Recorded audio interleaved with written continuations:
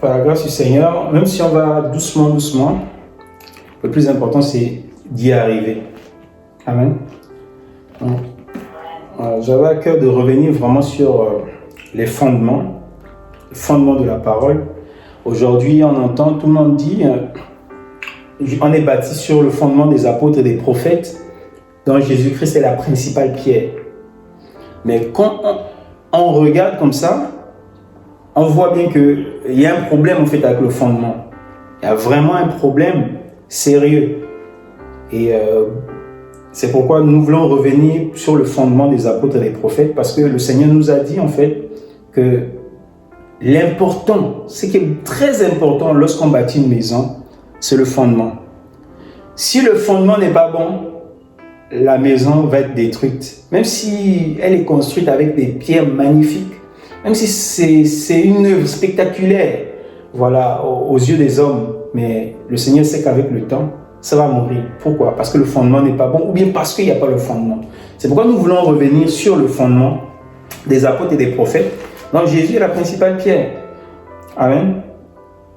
Donc pour cela, si on peut prendre Éphésiens 2, 20. Quelqu'un peut lire s'il vous plaît? Un peu plus fort parce que j'enregistre aussi, s'il vous plaît.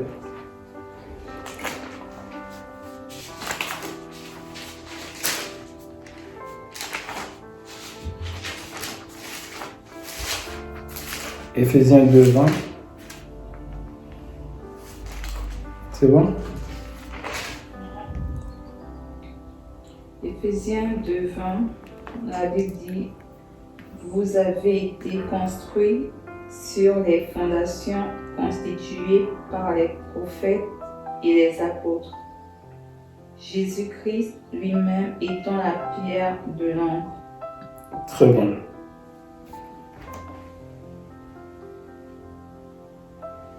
Ok, tu peux prendre le verset 21 s'il te plaît. C'est en lui que toute... Jusqu'au verset 22 s'il te plaît.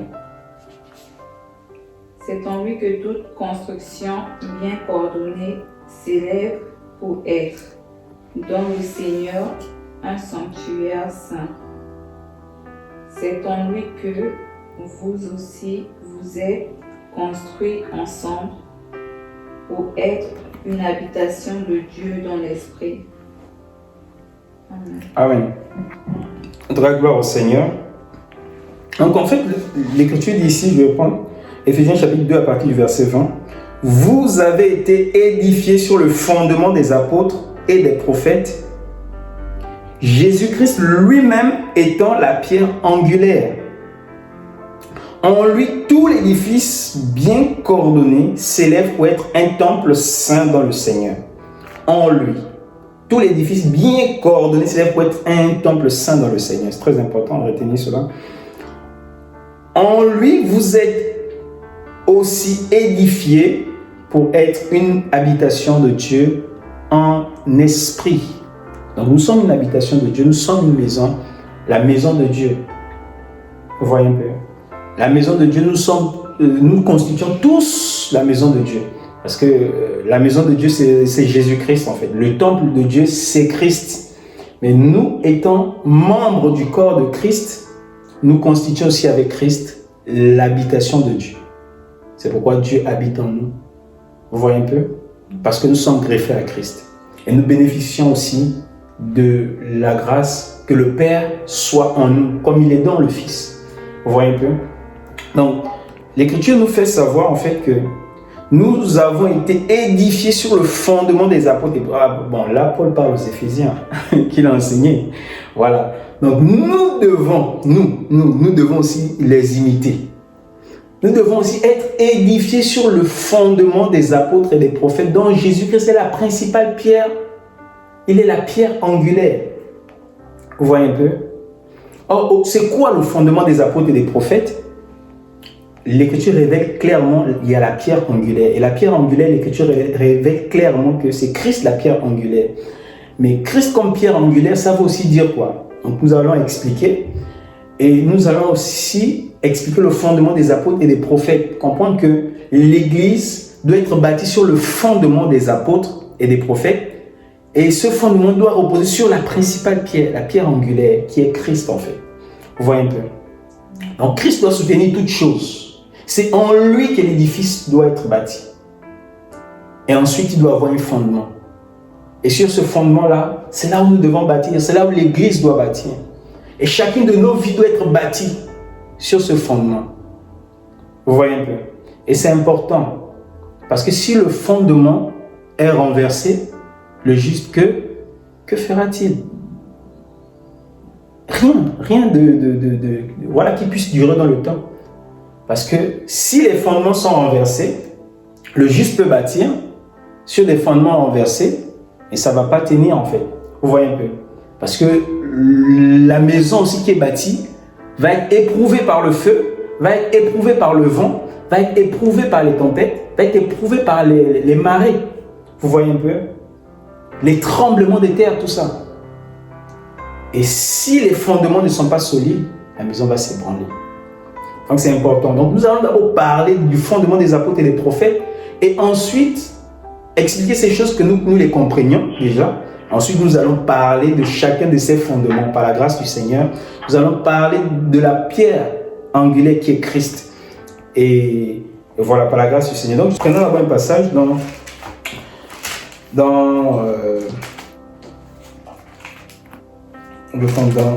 Matthieu. Bon, on va prendre ça dans Luc. Dans Luc, c'est encore très parlant. Luc, chapitre 14, à partir du verset 25. Luc 14, à partir du verset 25. Si vous y êtes, je peux lire. C'est bon? C'est bon, sister? Oui, c'est bon. Ok, très bien. À partir du verset 25, de grandes foules faisaient route avec Jésus. Il se retourna et leur dit, « Si quelqu'un vient à moi, sans me préférer à son père, à sa mère, à sa femme, à ses enfants, à ses frères, à ses sœurs et même à sa propre vie, il ne peut être mon disciple. » Amen. Verset 27. Et quiconque ne porte pas sa croix et ne me suit pas, ne peut être mon disciple. Car lequel de vous, s'il veut bâtir une tour, ne s'assied d'abord pour calculer la dépense et voir s'il a de quoi la terminer. Verset 29. De peur qu'après avoir posé les fondements, au pluriel, il ne puisse l'achever et que tous ceux qui le verront ne se mettent à le rayer. En disant, cet homme a commencé à bâtir et il n'a pu l'achever. Vous voyez un peu?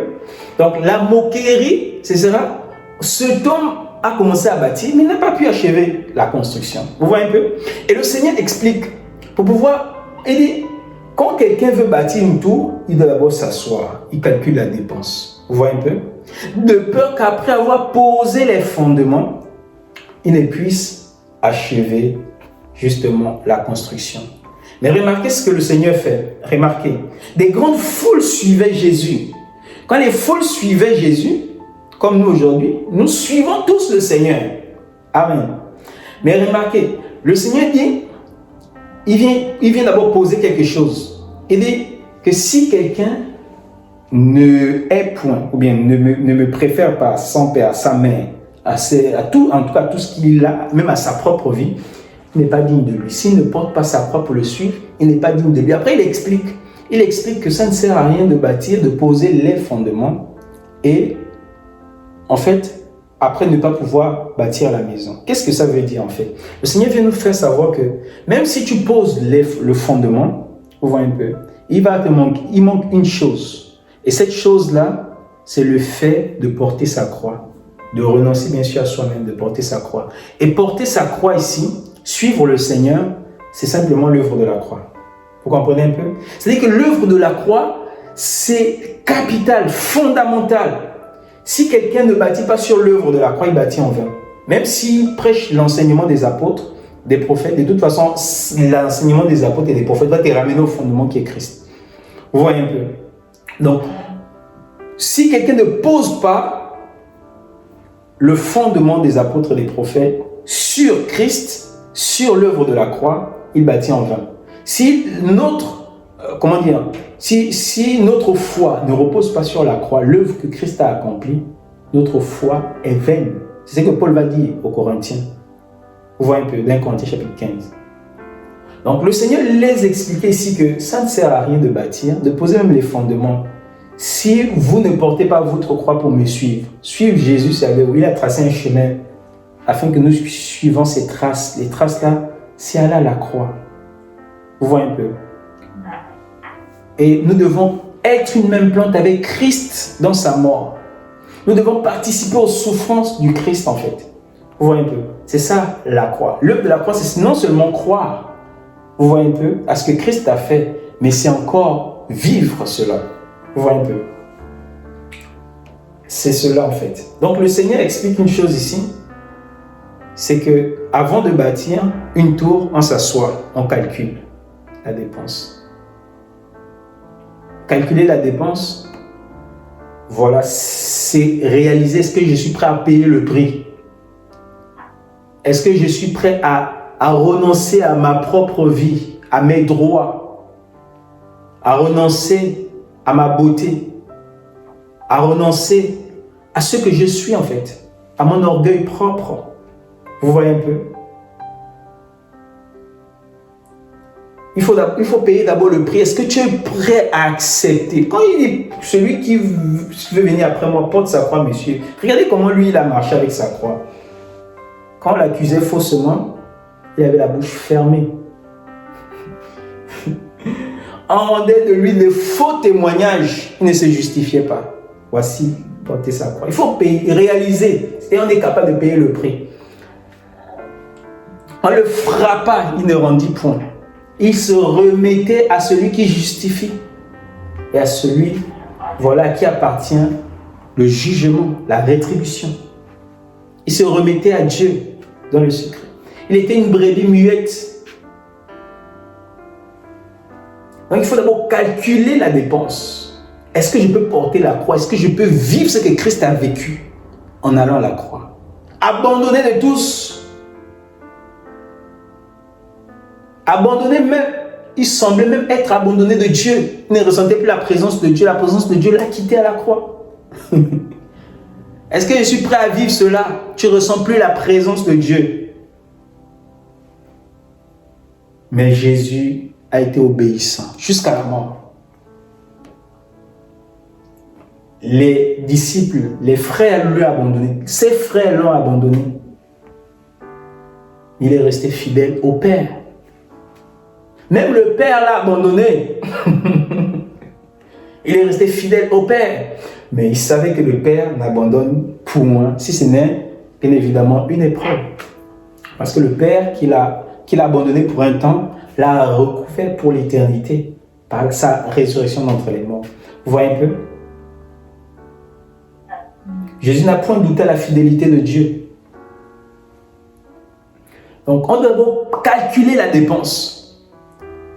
Est-ce que je suis prêt à vivre la croix? Tout se repose sur la croix. La croix, premièrement, on doit d'abord croire en l'œuvre que Christ a faite, mais on doit être une même plante avec Christ dans sa mort, participant de l'œuvre de la croix. Si un seul est mort pour tous, c'est que tous sont morts. Si je vis, ce n'est plus moi qui vis, c'est Christ qui doit vivre en moi. Et avant de dire ça, Paul dit, j'ai été crucifié avec Christ. Et c'est ce que nous avons pris cet engagement lors du baptême. Nous avons accepté de souffrir avec Christ et de mourir avec lui par l'ensevelissement dans les eaux du baptême. Et nous avons accepté de ressusciter avec lui. Mais dans notre marche au quotidien, nous devons vivre la mort. Parce que le corps adamique, il est toujours là. Ça, c'est une œuvre que Dieu a accomplie dans l'esprit. On aura le temps de pouvoir expliquer ces choses. L'œuvre de la croix, Dieu l'accomplit dans l'esprit, premièrement, et dans notre esprit, et ensuite Dieu va l'accomplir dans notre chair, dans notre corps, comme ça. Nous devons aussi souffrir avec lui pour pouvoir régner avec lui. Nous devons mourir avec lui pour pouvoir ressusciter avec lui. Et ces paroles, Paul nous le dit, sont certaines dans 2 Timothée 2, verset 11. Vous voyez un peu? Donc ici, réalisons la manière dont nous bâtissons. Ne bâtissez pas en désordre. Paul dit, j'ai posé le fondement comme un sage architecte. Donc un architecte, quand il bâtit, voilà, il a la sagesse de l'architecte. On ne bâtit pas comme tout le monde, non. Dieu ne voulait pas que son peuple imite les autres peuples. Vous voyez un peu? Vous allez voir comment Babylone bâtit.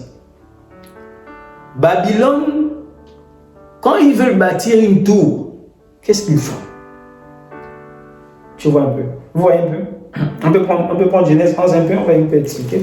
Or, Jésus dit à l'église que quand vous voulez bâtir la tour, parce que l'église aussi est aussi comme une tour, nos vies aussi sont des tours que nous bâtissons. Vous voyez un peu? Genèse chapitre 11. On ne doit pas bâtir comme les Babyloniens.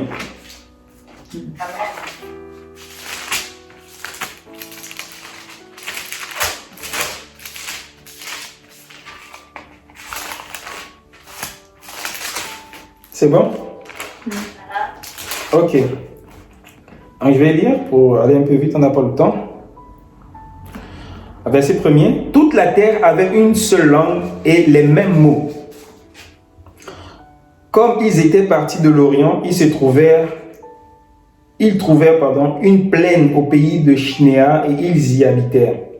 Et se dirent l'un à l'autre, allons, faisons des briques et cuissons-les au feu. Et la brique leur servit de pierre et le bitume leur servit de ciment. Et ils dirent encore, allons, bâtissons-nous une ville et une tour dont le sommet touche le ciel. Et faisons-nous un nom, afin que nous ne soyons pas dispersés à la surface de la terre. Vous voyez un peu? Donc regardez comment les Babyloniens bâtissent. Parce que Shinéa, ici c'est le pays de Babylone. Vous voyez un peu? Et regardez comment ils bâtissent en fait. Vous voyez un peu? L'Écriture nous fait savoir en fait que ils voulaient bâtir une tour. Une tour et une ville.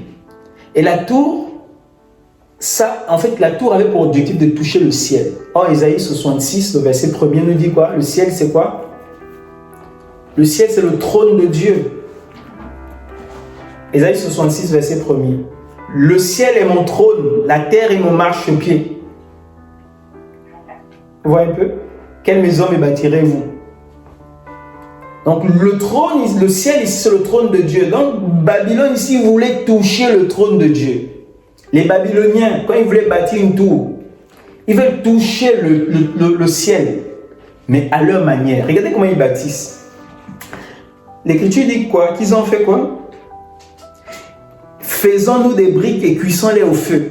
Et les briques leur servirent de pierre. Donc là, il y a déjà un problème. Ils ont rejeté toutes les pierres. Ils rejettent toutes les pierres, ils prennent les briques. Vous voyez? Or, l'Écriture nous dit quoi? Que l'Église, Jésus-Christ est la principale pierre. Vous voyez un peu? Donc, ils ont rejeté toutes les pierres. Et la pierre principale, ils ont rejeté. Et les pierres aussi, parce que les apôtres et les prophètes sont des pierres. Pierre l'a dit, non? Vous aussi, pierre vivante. Vous voyez? C'est ce qu'il nous a dit dans 1 Pierre 2, 5. Donc Pierre nous dit que nous sommes des pierres, que Christ est la pierre rejetée par les hommes, et nous aussi nous sommes des pierres vivantes. Donc eux déjà, il y a un problème. Leur tour pour pouvoir toucher le trône de Dieu, pour pouvoir monter jusqu'au trône de Dieu, qui est le ciel, le fondement était déjà mauvais. Parce que leur fondement était fait avec non avec des pierres, vous voyez un peu, mais avec des briques en fait. Et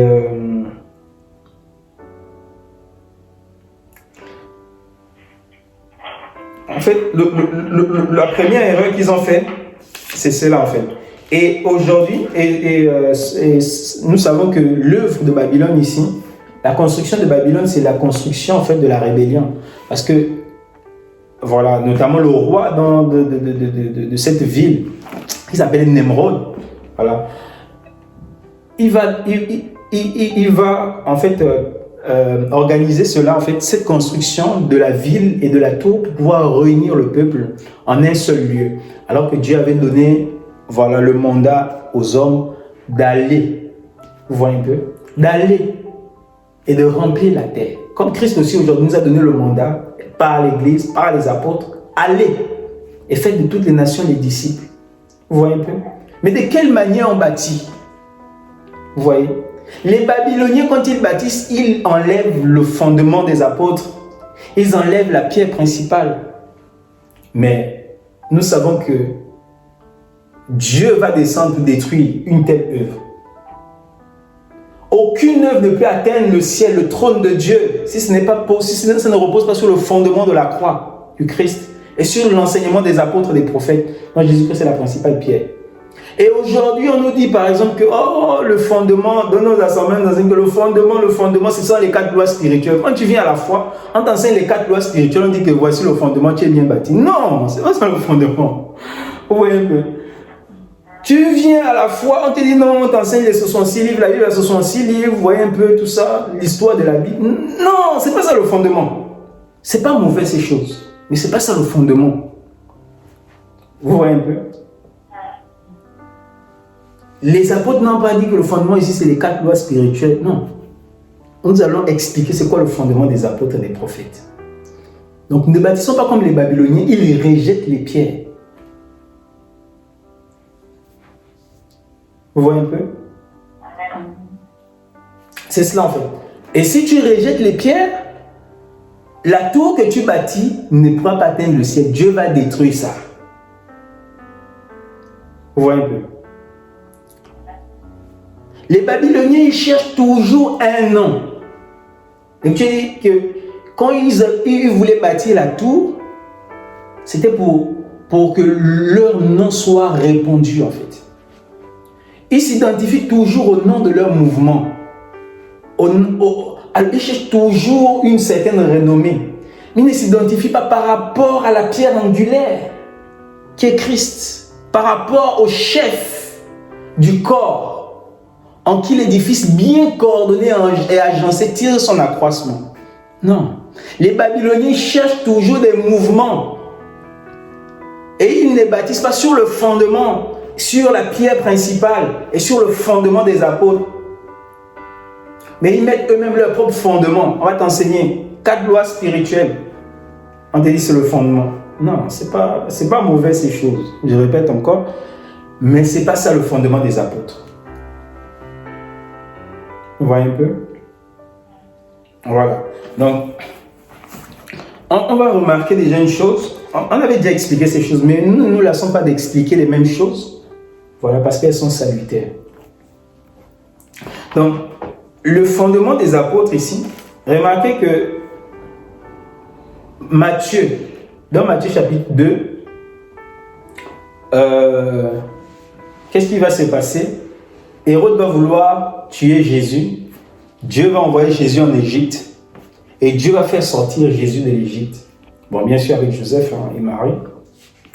Mais Matthieu va nous expliquer que quand Dieu a demandé à Joseph de faire sortir l'enfant de l'Égypte, c'était une prophétie qui s'accomplissait dans Osée 11. On voit un peu Osée 11, verset 1er.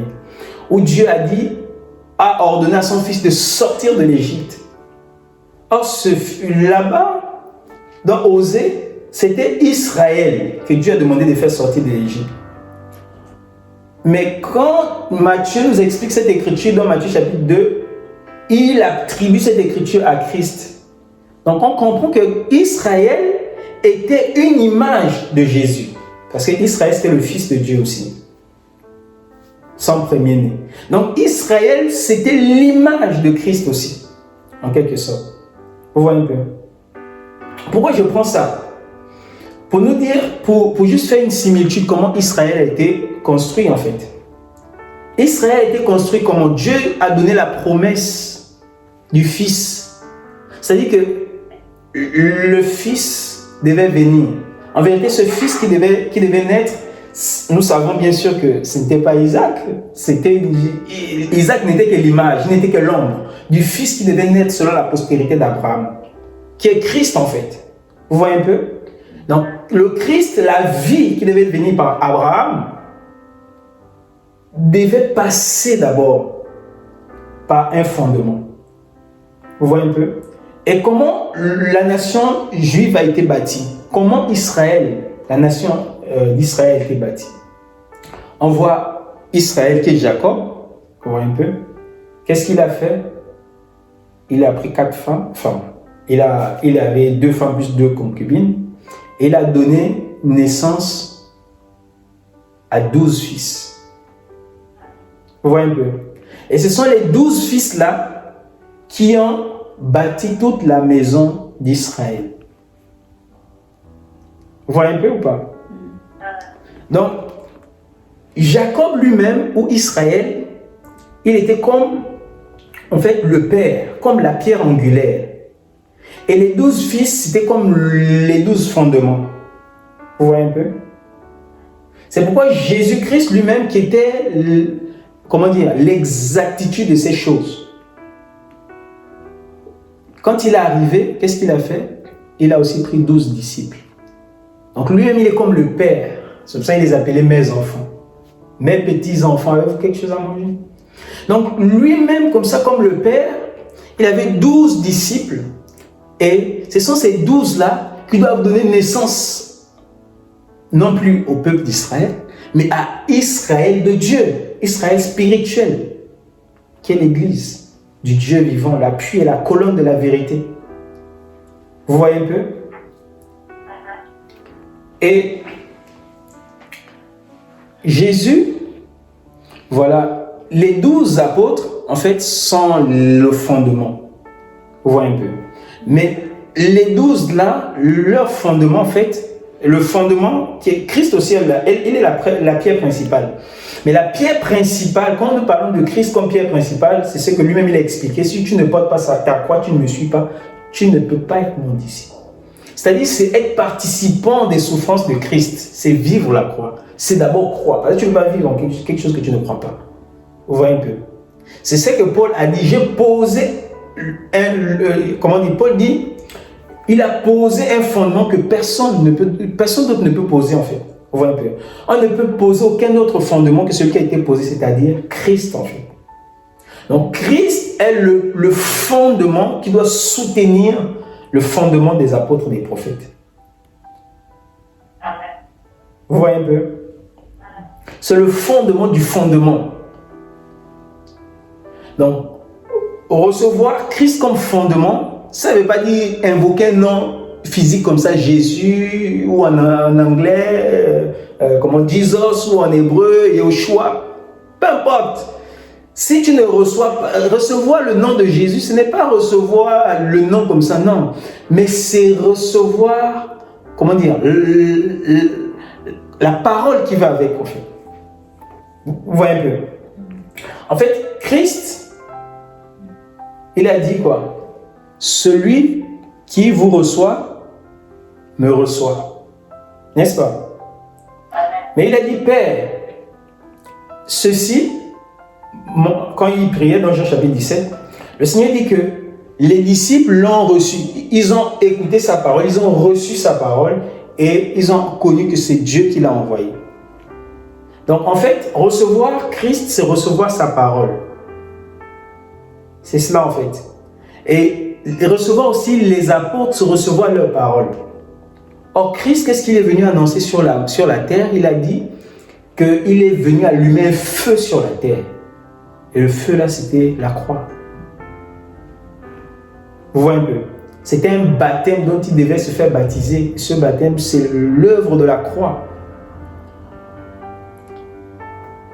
Donc la croix ici, c'est la pierre principale en fait. Paul a dit qu'il a posé un fondement que personne ne peut poser un autre fondement que ce fondement-là. Ce fondement, il a dit, c'est Jésus-Christ. Mais en vérité, il dit cela dans 1 Corinthiens chapitre 3.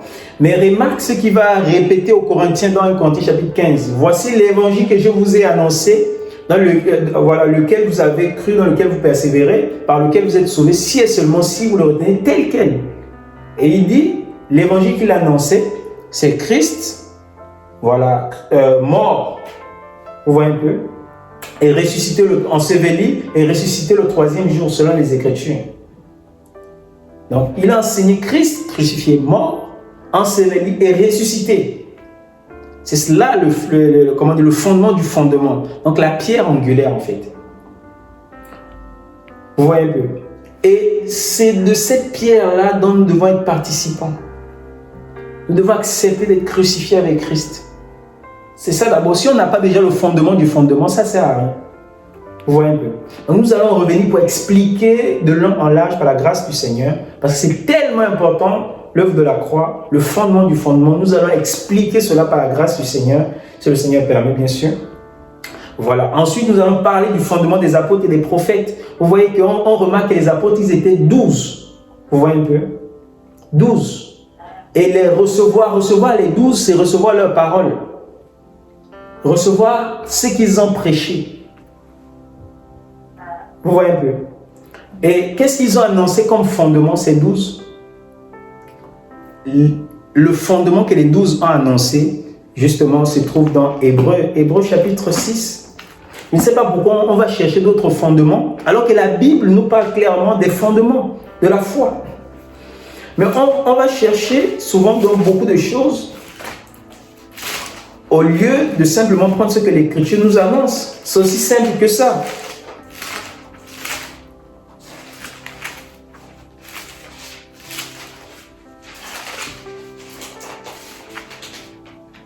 C'est bon?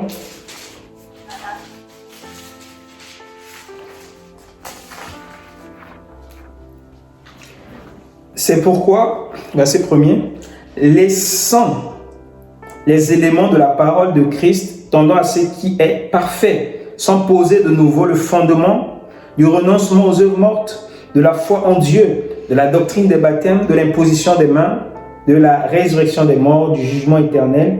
C'est ce que nous ferons si le Seigneur permet. Vous voyez un peu? Et il dit ceci. Remarquez ceci. On retourne un peu au verset, au chapitre 5, à partir du verset 12.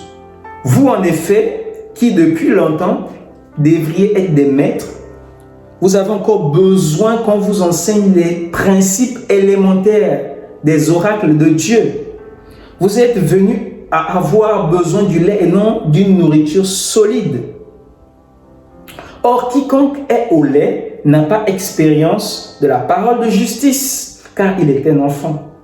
Mais la nourriture solide est pour les hommes faits, ceux dont le jugement est exercé par l'usage à discerner ce qui est bien et ce qui est mal. Le chapitre 6 maintenant, verset 1er. C'est pourquoi, laissant les éléments de la parole de Christ tendant à ce qui est parfait. Donc il y a des choses parfaites qu'on doit enseigner. Vous comprenez un peu? Et il dit, sans poser de nouveau le fondement du renoncement aux œuvres mortes. Ça fait 1. De la foi en Dieu, ça fait 2. De la doctrine des baptêmes, ça fait 3. De l'imposition des mains, ça fait 4. De la résurrection des morts, ça fait 5. Du jugement éternel, ça fait 6. Voici les 6 fondements de la foi.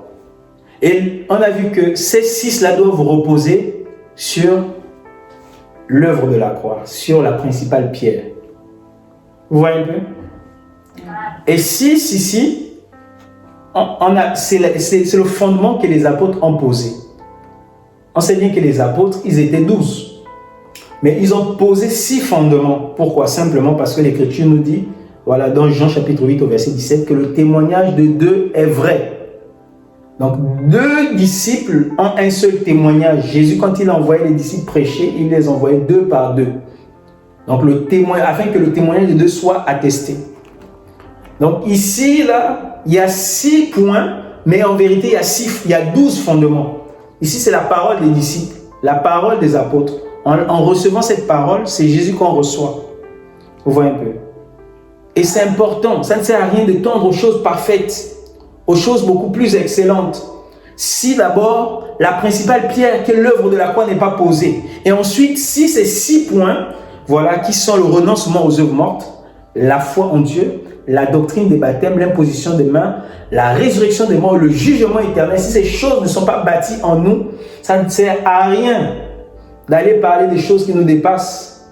Quand je dis que ça soit bâti en nous, c'est non seulement que nous écoutions ces choses, mais que nous croyons au moyen de la foi. L'œuvre que Dieu nous appelle à faire, ce n'est pas chercher d'abord à pratiquer. Non. L'œuvre que Dieu nous appelle à faire, c'est de croire, premièrement. C'est tout. Dieu, les Juifs ont posé la question à Jésus, montre-nous les œuvres de Dieu afin que nous les pratiquions, que nous les fassions. Jésus a dit, l'œuvre de Dieu, c'est que vous croyez à celui qui l'a envoyé. Parce que quand tu vas croire en Jésus, en l'œuvre qu'il a fait, la parole de Dieu agit en celui qui croit. Et Dieu va produire en toi le vouloir et le faire. Et tu vas marcher simplement en pratiquant la parole dans la simplicité, sans te fatiguer. Parce que nous aussi, dans notre marche, nous avons aussi voilà, fait ces erreurs-là, où on voulait dévancer en fait la foi. C'est-à-dire que tu cherches à pratiquer les œuvres, mais ce n'est pas poussé par la foi. Comment tu sais que ce n'est pas poussé par la foi? Parce que tu vas commencer à te glorifier. Quand tu pratiques les œuvres qui ne sont pas conduites par la foi, que ce n'est pas vraiment l'esprit qui te pousse à pratiquer ces œuvres, à manifester cela, à un moment, dans tes exploits, tu vas chercher à te glorifier. Ou bien à un moment, tu vas te fatiguer. Vous voyez un peu? Et donc, c'est de croire. Le Seigneur nous amène à croire en cela. Croire de tout notre cœur. Et la parole de Dieu va agir en nous. Et nous allons la mettre en pratique. C'est pourquoi l'Écriture dit, recevez avec douceur la parole de Dieu qui a été plantée en vous et qui peut sauver vos âmes. On doit être hospitalier à recevoir la parole de Dieu. Elle agit en nous que si nous croyons. Et la foi va t'amener à pratiquer les œuvres. Une foi sans œuvre est une foi morte. Mais les œuvres sans la foi, ce sont des œuvres mortes. Vous voyez un peu? Donc nous allons expliquer cela par la grâce du Seigneur. Quand le Seigneur permettra, nous allons expliquer les œuvres mortes, le renoncement aux œuvres mortes. Nous allons d'abord parler de l'œuvre de la croix dans, comment dire, peut-être dans la semaine ou bien dimanche prochain si le Seigneur permet. Nous allons parler de l'œuvre de la croix, nous allons peut-être insister dessus parce que c'est le fondement du fondement. S'il n'est pas posé, ben ça ne sert à rien de bâtir. Parce qu'une maison qui ne repose pas sur l'œuvre de la croix, cette maison-là, le Seigneur a déjà prédit qu'on va se moquer d'elle. On va dire que cet homme, cette femme, elle a commencé à construire, mais elle n'a pas pu achever. Pourquoi? Parce qu'elle ne s'est pas assise. Il ne s'est pas assis pour pouvoir effectuer le calcul. Est-ce que je suis prêt à accepter les fausses accusations, les faux témoignages? Est-ce que je suis prêt à accepter d'être frappé dessus sans pourtant rendre? Moi, je me rappelle, je n'ai rien fait. On est venu, on a commencé à me frapper dessus. Oh alors qu'avant, tout de suite, on est parti, c'est la bagarre. On m'a frappé dessus. Le Seigneur m'a aidé par sa grâce. Mais quand même, quand comment dire, des personnes sont venues, que j'ai vu qu'un renfort humain, le renfort humain est venu, au lieu de continuer à s'appuyer sur la justice de Dieu, je commençais à vouloir appliquer la justice de la chair. Vous voyez, pour chercher, pour pouvoir chercher, voilà, à ce qu'on attrape ces gens. Moi, comme ça, j'ai couru à attraper les tout, parce que c'était des bandits en fait. Et là, je courais comme ça, j'ai vu une latte, je sais pas toi, un chevron, j'ai ramassé ça. Après, je courais comme ça, le Seigneur m'interpelle que mon ami, tu fais quoi? Tu ne veux pas porter ta croix? Tu vois, accepter d'être frappé comme ça, tu n'as rien fait. Oui, tu ne ramasses pas les bois pour poursuivre les bandits. Vous voyez un peu? C'est cela, le Seigneur va toujours nous délivrer, va toujours nous garder. Mais quand on s'appuie sur sa justice et non sur la justice des hommes, quand on s'appuie sur sa force et non sur la force des hommes. Vous voyez un peu? Voilà, donc que le Seigneur soit béni. On va on va prier pour la fin et prier vraiment que le Seigneur nous donne de pouvoir comprendre ces choses, être établi sur le fondement, sur la pierre angulaire et sur les 12 fondements, de vivre cela, d'être vraiment bâti, parce que peu importe qui que vous soyez, on peut avoir un aspect superficiel, mais si ces choses-là ne sont pas, on n'est pas bâti dessus. Dieu sait que c'est du folklore ce qu'on fait. Ça sert à rien. Vous voyez un peu?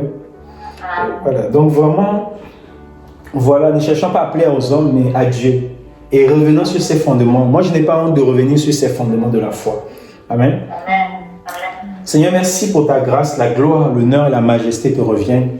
Béni sois-tu, Père.